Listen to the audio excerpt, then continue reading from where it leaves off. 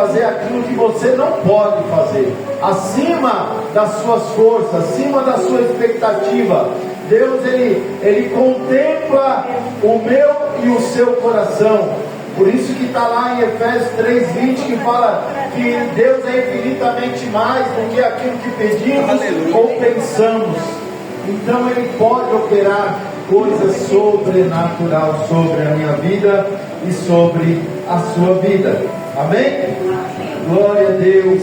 Eu queria aqui, antes de estar trazendo a palavra, queria apresentar duas meninas aqui maravilhosas, a filha do nosso irmão Michael, a Isabelle e a Alice. A Alice foi para lá? Ah, tá aí. Por que ela não foi? Não quer, amém, tá? Primeiro dia, né? Mas é bom ela estar indo para lá para aprender, vai falar na linguagem dela, vai ser bênção. Deus abençoe. Se gostar, fique com a gente, tá, Isa? Cadê a Alice? Está escondidinha. Que Deus abençoe a vida de cada uma delas, tá bom? Em nome de Jesus. Gustavo já é da casa, glória a Deus, que Deus abençoe, em nome de Jesus. Amém? Abra a sua Bíblia no livro de Atos. Glória a Deus. Não é o capítulo 10, hein, pastor Divaldo? Não é o 10, não é o 10. Não o 10, né? Mas volta capítulo 9 de Atos. Amém? Glória a Deus. Nós vamos ler a palavra do Senhor a partir do versículo 1 do livro de Atos. Quem tem sua Bíblia, quem tem seu smartphone, amém? Fica atento à palavra.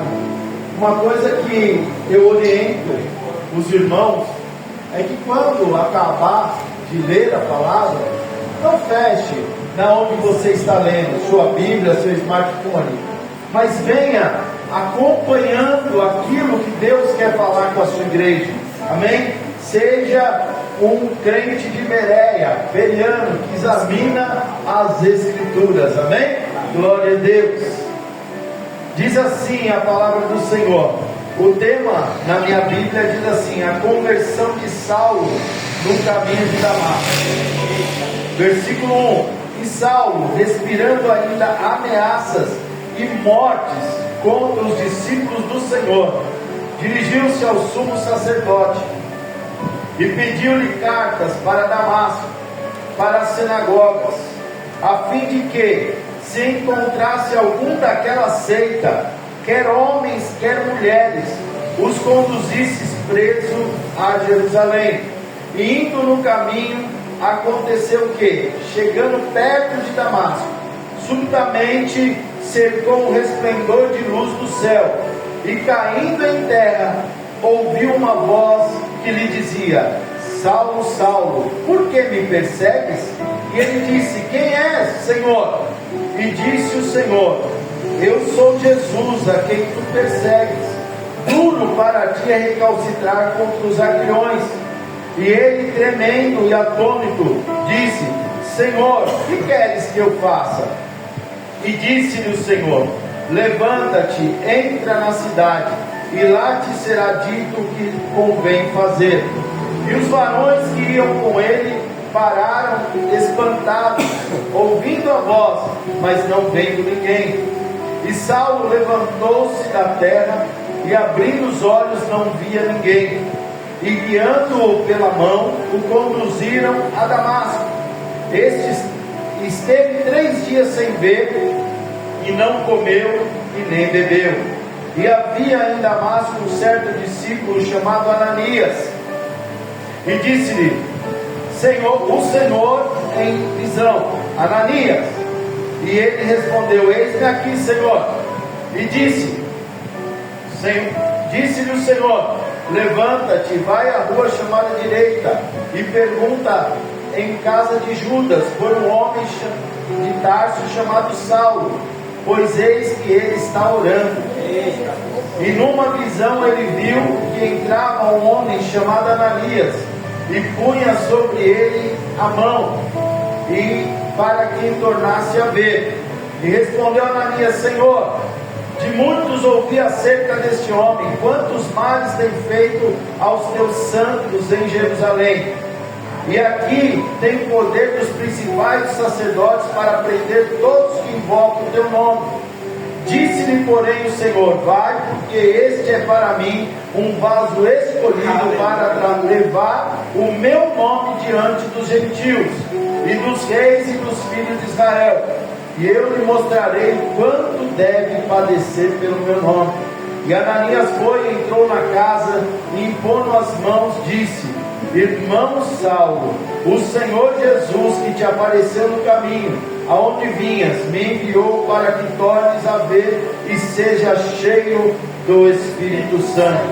E logo caíram dos olhos como as escamas, e recuperou a vista, e levantando-se, foi batizado. Aleluia. Você pode pôr a sua Bíblia no banco. Aleluia. E eu quero que você dê uma salva de palmas ao Senhor por essa palavra poderosa.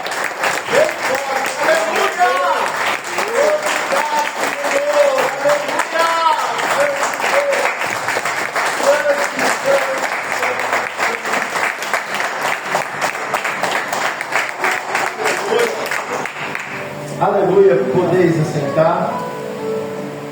Que palavra forte, né?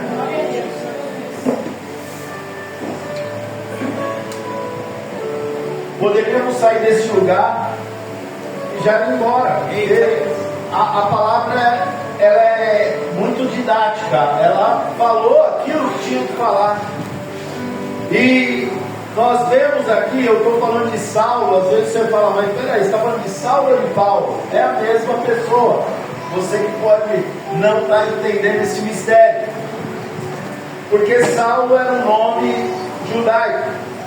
E os romanos, ele tinha dupla cidadania e ele era chamado Paulo.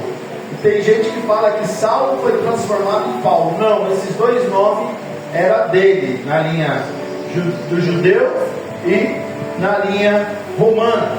Então nós vemos aqui, você pode, quando fala Saulo, pode também chamar de Paulo, é a mesma coisa.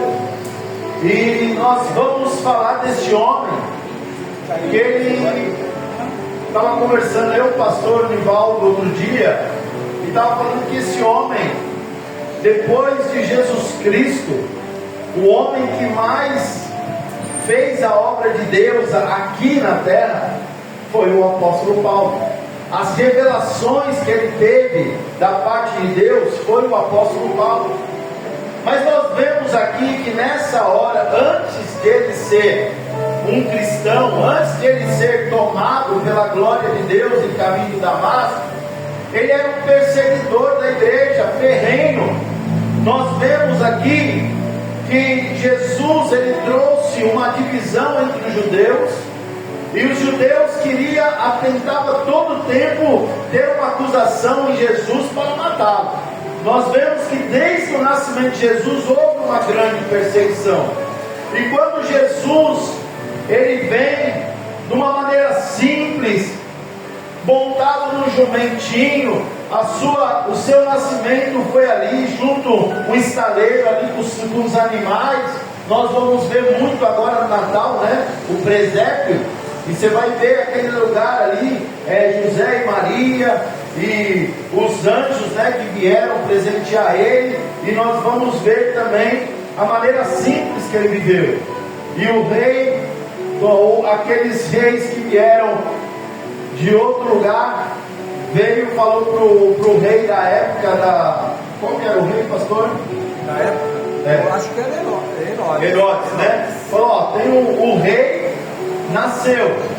Daí quando Herodes ficou sabendo, ficou numa fúria, foi querer matar as crianças de 5 anos para baixo. Foi uma matança terrível ali. Mas Jesus foi poupado, Jesus cresceu. E quando ele assume o ministério aos 30 anos, uma grande perseguição vem sobre ele. De quem? Dos próprios judeus. E Deus, ele testifica essa palavra que veio para os judeus lá no capítulo 1 de João. Eu vim para os meus, mas os meus não me aceitaram. Então era uma promessa desse Messias está cumprindo. Se você for ver de Gênesis a Apocalipse, a Bíblia, ela é cristocêntrica. Ela vai falar acerca de Cristo.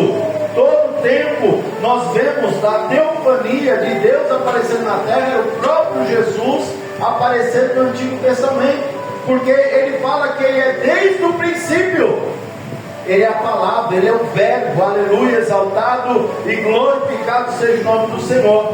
E o apóstolo Paulo, ou como nós lemos aqui, Saulo, ele também, aleluia, estava nesse engano do judeu. Ele era da linha judaica, ele era um homem que entendia muito da palavra, mas era cego acerca de Jesus, acerca do Messias que estava para vir. E nós vemos aqui que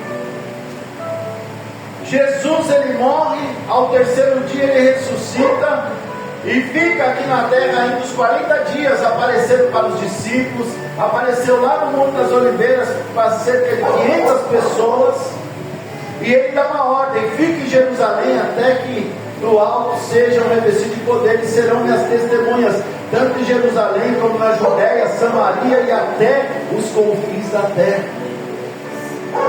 E veio, eles 120 ali permaneceram, foram cheios do Espírito Santo e começaram a proclamar a palavra de Jesus ali sobre todos os lugares.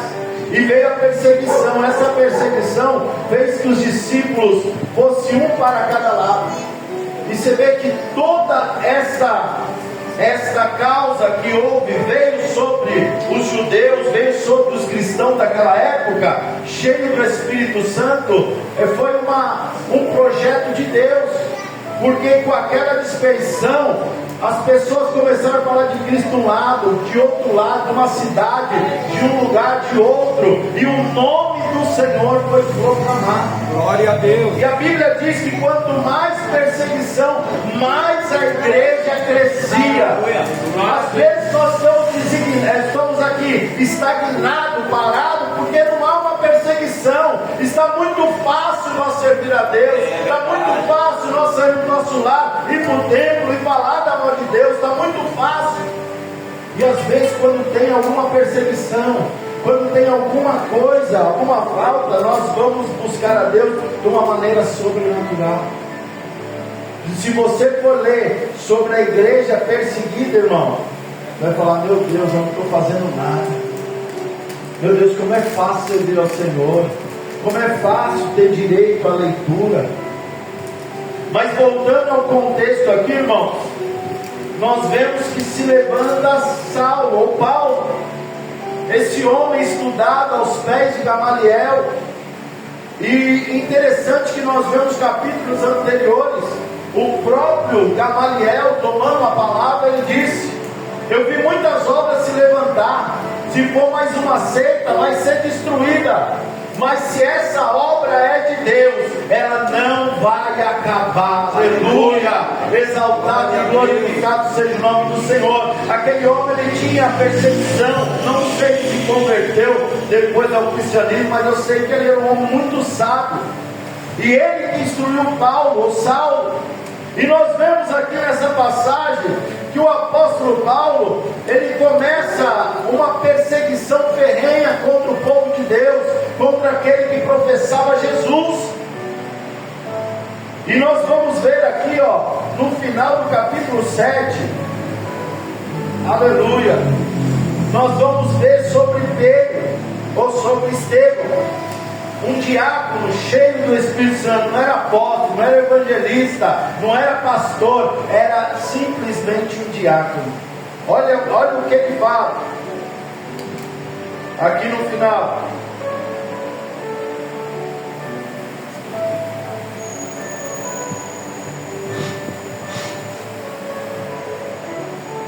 E aqui que eu me perdi aqui, o versículo que é aqui.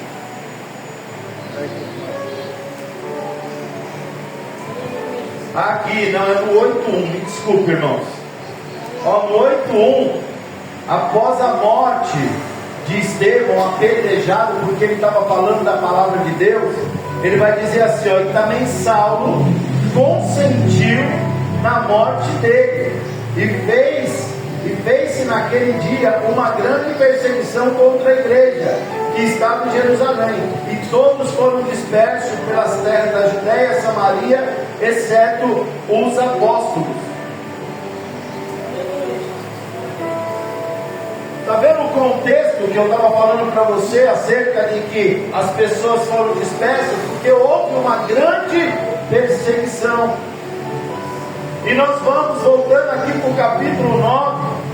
Nós vemos aqui que Saulo, ele tomado numa grande ira no seu coração contra aquela seita, ele pensando que ele estava fazendo um serviço para Deus. Ele estava pensando no seu espírito, ele falava: ó, vou acabar com essa seita aí, porque está profanando o nome do nosso Deus de Israel. E esse homem, tomado desse sentimento, ele vai nos responsáveis da época ali, pede uma carta para que ele fosse até Damasco, porque ele viu que muitos cristãos foram para Damasco, na fugida eles foram, e ele pede uma carta para que ele possa prender aqueles homens, e não só os homens, mas também as mulheres.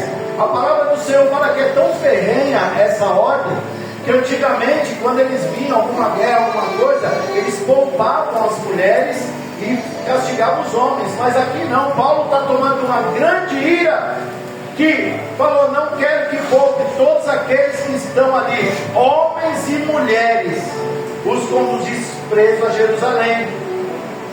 Mas aleluia, sabe o que eu quero dizer para você, meu irmão?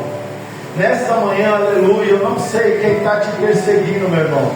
Eu não sei se alguém que você fala: meu Deus, não tem jeito, esse homem não para de me perseguir no trabalho, não para de me perseguir, aleluia, esse homem é tão sem misericórdia, que ele não tem salvação para ele, aos meus olhos, aos seus olhos, esse homem é tão ruim que não tem. Mas aleluia, exaltado seja o nome do Senhor. Se teve para a vida do apóstolo Paulo, ele tem salvação, aleluia, para cada um, aleluia. Às vezes Deus ele fala: não, eu não vou naquele lugar porque aquele homem é muito ruim.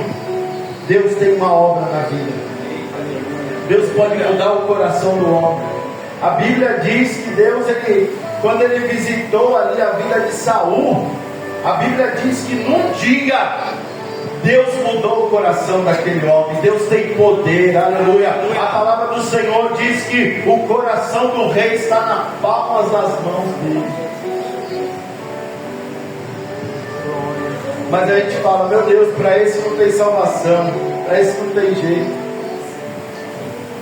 Aleluia. E diz que Paulo, com essa carta, com essa ira, olha só, com ira no coração, indo a caminho, aconteceu que, chegando perto de Damasco, subitamente cercou um resplendor de luz do céu, e caindo em terra, ouviu uma voz que lhe dizia: Saulo, Saulo, por que me persegues? Irmãos, nós somos como a menina dos olhos de Deus. Você acha que Deus não contemplava Saulo assolando, Saulo aos pés ali de Estevão, falando: ó, pode matar, mata mesmo quem está blasfemando contra o nome do Deus vivo? Mas aleluia, mesmo assim, pela sua infinita misericórdia, Deus visita Paulo. Deus, aleluia, fala que ele caiu por terra, e ele reconheceu que o Senhor do céu falou com ele e disse: Senhor, eu sou Jesus a quem tu persegues. Mas espera aí, se Jesus já tinha morrido, ressuscitado, já estava à direita de Deus, e ele fala: e me persegues? Meu irmão, você pertence à igreja de Jesus Cristo. Aleluia, você é o corpo, aleluia. Ele é a cabeça da igreja, aleluia. E a Bíblia diz que ele dá a sua vida por amor da igreja, aleluia. E ele fala: porque ele persegue. E ele diz mais: que duro é para ti recalcitrar contra os grilhões. Ele estava vendo sobre uma frase do Spurgeon, e ele falava assim: que esses aguilhões, quando Deus ele fala para Paulo, é como você estiver dando bica na ponta de um ferro, assim, ó. Você descalço, dando bica com toda a sua força. Você vai se machucar, não vai? Não vai sair sangue, não vai doer. Isso é que Paulo estava fazendo. Ele estava lutando contra Deus. Aquilo que Gamaliel falou: se você lutar contra isso e for de Deus, você não vai prevalecer, porque Deus, Ele é soberano. Aleluia. Deus, Ele tem todo o poder nos céus e na terra. E ele, tremendo e atônito, disse: Senhor, que queres que eu te faça? Você vê que agora ele já está com o coração quebrantado, sabendo que o Deus Todo-Poderoso está falando com ele. E disse-lhe o Senhor: levanta-te e entra a cidade, e lá será dito o que convém fazer. E é uma coisa tão tremenda aqui que eu vejo dentro do texto. Você começa a viajar dentro do texto. Fala que ele viu todo aquele resplendor, teve aquela conversa poderosa, ele com Deus. Mas olha o que diz aqui, ó, porque Paulo não estava sozinho. Quando eles viajavam com mais homens com ele. E diz: e os varões que iam com ele pararam espantados, ouvindo a voz, mas não vendo ninguém. Deus, quando vai falar com você, Ele fala no particular, irmão. Pode estar gente do seu lado, Tiago, mas Deus, Ele tem um particular com você, Ele vai falar, e as pessoas não vão compreender. Aleluia. E Saulo levantou-se da terra e, abrindo os olhos, não via ninguém, e guiando pela mão conduziu a Damasco. Então vem, Paulo, vou te conduzir a esse lugar.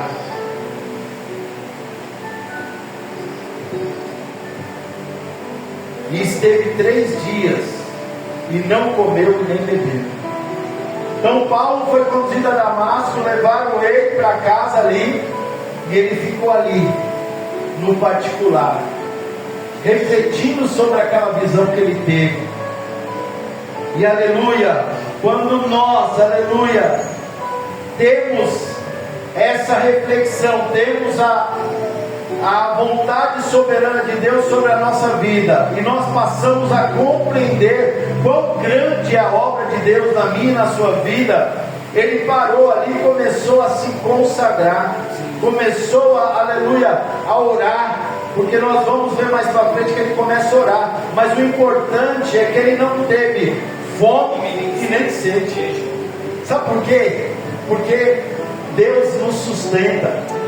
Teve outras passagens que Moisés ficou 40 dias no monte, e ali a Bíblia diz que Moisés não comeu e nem bebeu.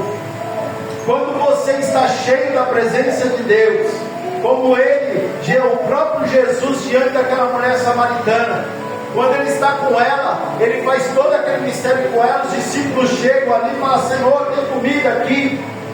Jesus olha para ele: a minha comida e a minha bebida é fazer a vontade do meu Pai.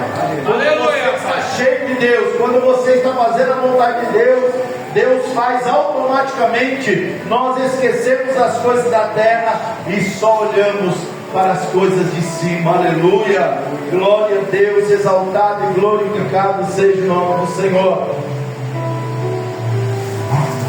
E no versículo 19, 10, nós vamos ler aqui: havia em Damasco um certo discípulo chamado Ananias. Um certo quê? Discípulo. Um certo quê? Discípulo. Um certo discípulo chamado Ananias. Não foi um apóstolo, não foi um pastor, não foi nenhuma das categorias mais altas da igreja, mas foi um simples discípulo.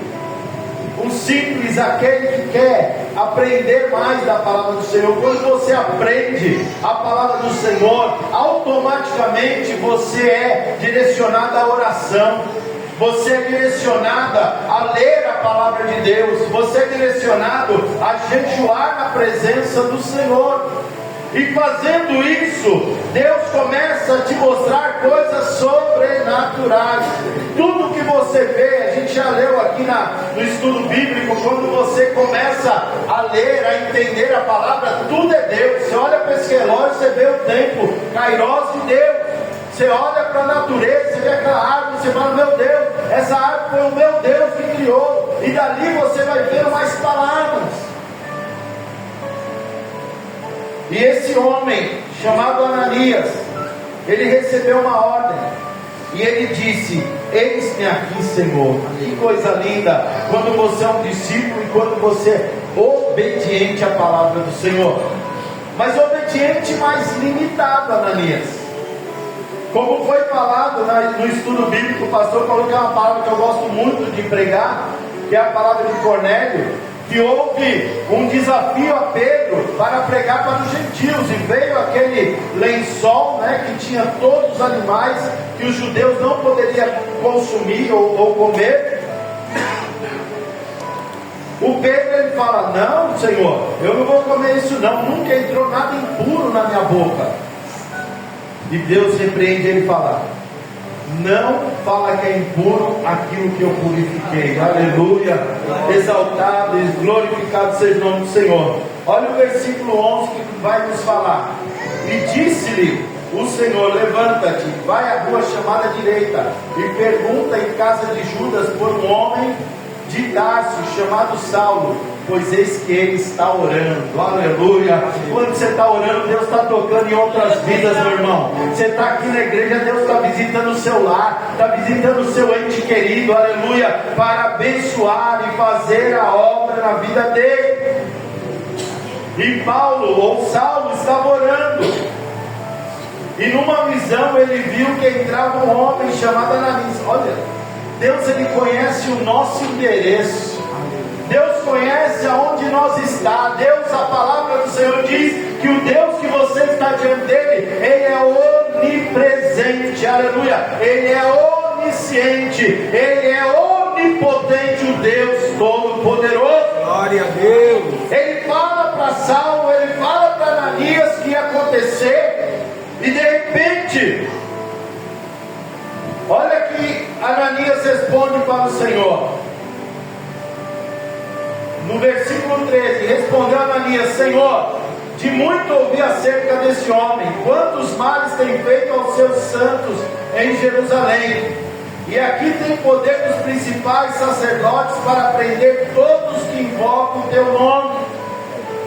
Ele tinha uma razão para rejeitar, ele tinha uma razão terrena para rejeitar aquela ordem de Deus.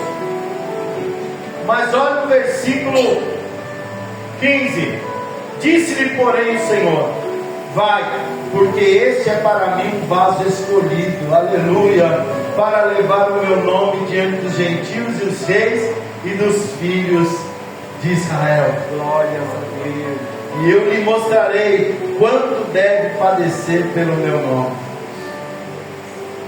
Meu irmão, a ordem de Deus, ela é soberana, amém? Amém. A ordem de Deus foi decretada a Ananias. Ele deveria falar, se foi o Senhor, se ele tivesse certeza que fosse o Senhor, ele teria que acatar. Porque Deus, ele não faz nada. A Bíblia diz que ele não faz nada antes do que mostrar para os seus santos, servos do Senhor. Então, se você é servo do Senhor, se você entende a palavra do Senhor, Deus, ele quer te direcionar para fazer coisas extraordinárias para a obra dele, em nome de Jesus. E Ananias foi e entrou na casa, impôs as mãos e disse, olha que coisa linda que vai dizer aqui, meu irmão. Era inimigo. Ele até falou para Deus, falou, eu não vou não, porque esse homem persegue a igreja. E Deus, é uma coisa linda, a misericórdia de Deus, ele sabe que nós somos limitados na nossa compreensão, mas ele vai lá e ele explica para ele, olha, eu vou falar para aquele homem como é padecer pelo meu nome. E quando ele compreende a ordem de Deus, que vê que Deus, ele fez uma obra na vida dele, ele já não tem Saulo ou Paulo por inimigo, mas ele tem Saulo por irmão em Cristo Jesus. Aleluia. É a mesma coisa, você vai conhecer um cara, é o mais bandido do bairro aqui, o traficante mais bambambam do Brasil, e de repente ele entra por aquelas portas, ele aceita como um homem que tem uma vida ilegal aí na sociedade, mas você vai receber ele como seu irmão em Cristo. Aleluia. Aleluia. E aqui Ananias entendeu o propósito de Deus e falou: irmão Saulo, o Senhor Jesus que te apareceu no caminho aonde vinhas, me enviou para que tornes a ver e sejam cheios do Espírito Santo. Aleluia. Exaltado e glorificado seja o nome do Senhor por essa palavra, irmão. Tem pessoas, Lucas, que não compreendem os mistérios de Deus.